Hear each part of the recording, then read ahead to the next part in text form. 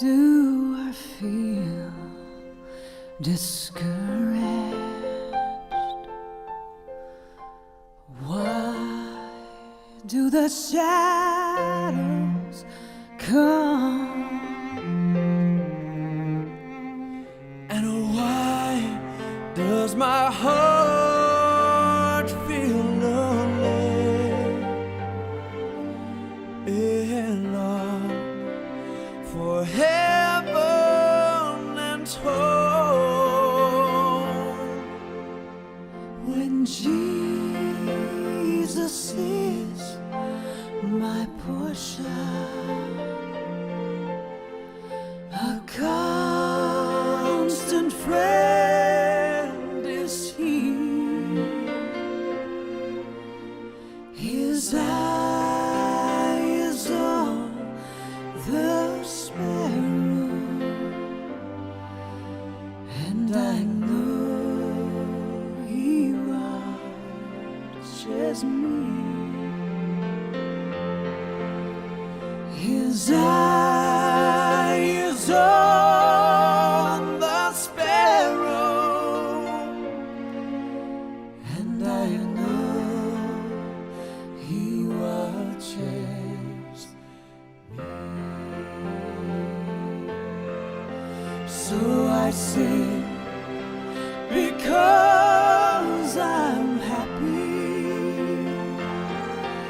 and I sing because I'm free. Yeah, His eye is on the sparrow, and I know He watches me. So I sing because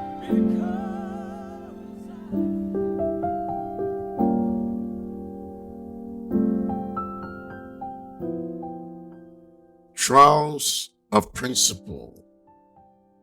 This reminds me of Acts chapter 24, verse 21, when Paul declared, "Unless it is for this one statement which I cried out, standing among them concerning the resurrection of the dead, I am being judged by you this day." Beloved, be careful what you seek. A guy was on trial for murder, and if convicted, would get the electric chair. His brother found a gullible soul on the jury and figured he will offer him a bribe. He told the feckless jury member that he will be paid $10,000 if he could convince the rest of the jury to reduce the charge to manslaughter. The jury was out an entire week and returned with the verdict of manslaughter. After the trial, the brother went to the irresponsible juror's house, told him what a great job he had done, and paid him $10,000. The man replied that it wasn't easy to convince the rest of the jury to change the charge to manslaughter. They all thought he was not guilty and wanted to let him go. A young lawyer had just started his own firm. He rented a beautiful office and had it furnished with antiques. Sitting there, he saw a man come into the outer office, wishing to appear the hat short. The lawyer picked up the phone and started to pretend he had a big deal working. He threw huge figures around and made giant commitment. Finally, he hung up and asked the visitor, "Can I help you?" The man said, "Yeah, I've come to activate your phone lines." Cut a tire. What did the attorney wear to cut? He answered, "A lawsuit." You are known. A small town prosecuting attorney called his first witness, a grand elderly woman, to the stand in a trial. He approached her and asked, "Miss Jones, do you know me?" She responded, "Why, yes, I do know you, Mr. Williams. I've known you since you were a young boy, and frankly, you have been a big disappointment to me. You lie, you manipulate people, and talk about them behind their backs.